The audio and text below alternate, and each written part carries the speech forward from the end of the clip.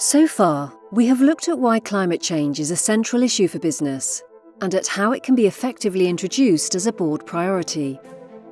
We now turn to risks for business. Losses have been estimated at between $4.2 trillion to $43 trillion, compared to global stock of manageable assets worth $143 trillion. Managing key risks and integrating this process into a company's strategy is essential to address climate challenge successfully. TCFD addresses strategy and risk management. Two of the WEF guiding principles focus on material risk and opportunity assessment and strategic integration. Traditionally, companies have developed their core business strategies and a separate strategy for corporate and social responsibility. Under this approach, they have typically focused on the impact they are having on the environment. However, the climate challenge isn't just about the company's impact on the environment. It is also about better business resilience. And that's why climate change should not be addressed separately from the strategic planning process, but embedded in it. Through their strategic planning cycle, companies should be considering the impact of climate risks in three particular areas: how they can mitigate climate risks, how they can and should adapt their business to reflect changes arising from climate risks, and how they can prioritize investment in the right areas to address risks. There are two types of risks to consider: physical risks, associated with disruption to business activities arising from climate change, and transition risks, associated with the move to a low-carbon economy. Physical risks can affect all companies directly and through their value or supply chains. Physical risks can be acute, one-off disruptions, for example, arising from extreme weather events such as hurricanes, floods, and fires. They can also be chronic, gradual changes that have a more lasting impact. This can happen as a result of changing rain patterns, rising mean temperatures and sea levels, prolonged and recurrent periods of heat or drought, or through to soil erosion or loss of fertile ecosystems. There can also be risks arising from the impact of climate change on people, such as mass migrations, conflict, and diseases. And the business impacts of these events can be severe. Impacts from climate-related events can be widespread across the company's operations, with significant financial consequences. Looking at this generally, business might experience a number of significant impacts. Reduced revenue or increased operating costs arising from supply chain interruptions, reduced production capacity, or impact on the workforce. Increased capital expenditure to protect operations and supply chains, or repair damage caused by climate-related events. Increased financial risk through higher cost of capital or cost and availability of insurance in high-risk locations. Or write-offs and early retirement of existing assets. Widespread flooding in Thailand in 2011 disrupted global supply chains through impact on key manufacturing facilities. As a result, Honda Motor Company postponed the launch of a new model of its Life minicar and halted car production in Malaysia due to disruption of component supplies from Thailand. Toyota Motor Corp cut output in North America due to the impact of the Thai floods on its supply chain and was forced to halt production there for a time. Lenovo Group and Fujitsu experienced constraints on hard disk drive supplies which disrupted operations. Transition risks arise from moving to a low-carbon economy. In particular, the context is how businesses respond to a global commitment to limit the increase in global average temperatures to 1.5 degrees centigrade above pre-industrial levels.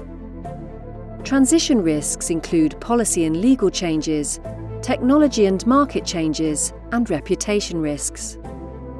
These need to be considered not just in the context of the company's direct operations, but right across the supply or value chain. In short, adapting to transition risks is all about future-proofing the business. However, businesses need to assess transition risks in the face of significant uncertainty. By how much will global mean temperatures increase? What path will we take to get there? Will transition be rapid, and if so, more jarring or more gradual? What policy or legal changes will governments bring in? When? How successful will technological advances like carbon capture and storage be? Companies will have to consider how their risks vary under different circumstances. Let us take a look at each of the transition risk areas, starting with policy and legal risks. Governments are responding to climate change through regulations which increase efficiency standards, reduce impacts, or even cap supply or use of resources. Such regulations can have a financial impact, increasing operating costs, reducing the useful lives of fixed assets, additional provisions, increasing insurance premiums, and reduced demand for products and services.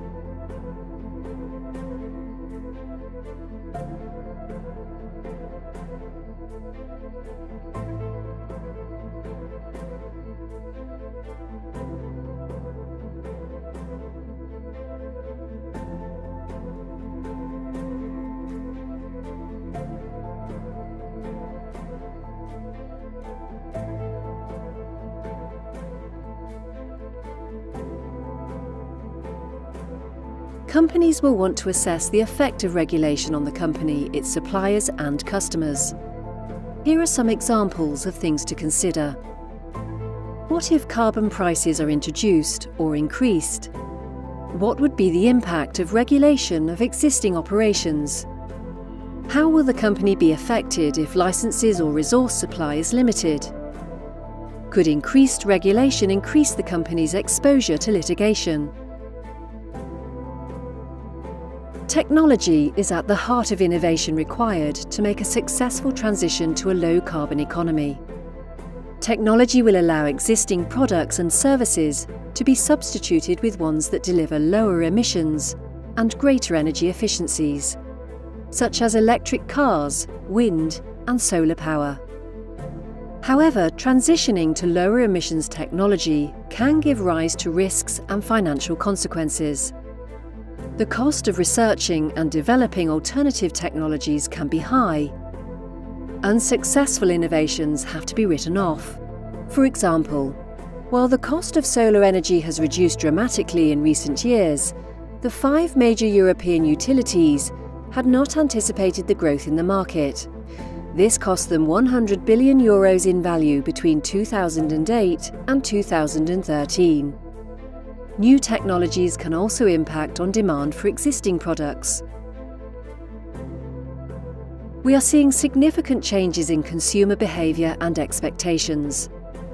Consumers are increasingly looking for low-carbon products and services, such as food, clothing, energy, and travel.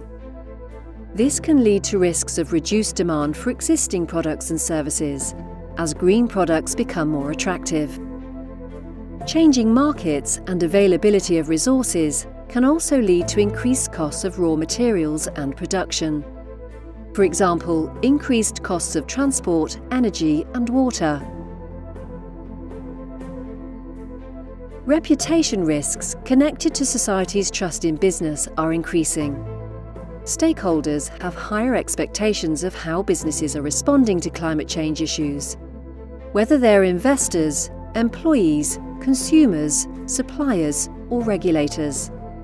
Risks in this area can lead to loss of revenue or market share, and this can be very rapid in today's market. Other impacts can include delayed planning approvals and supply chain interruptions, failure to attract or retain employees, suppliers and customers moving their business if certain green standards are not met, and given the interest from investors and lenders, there are risks to levels of capital available to the company. We are already seeing how these risks are showing themselves. They can be at sector level, for example, investors and markets reducing investment in coal and oil. Overall, the risk of loss of trust and confidence in management can have significant financial implications.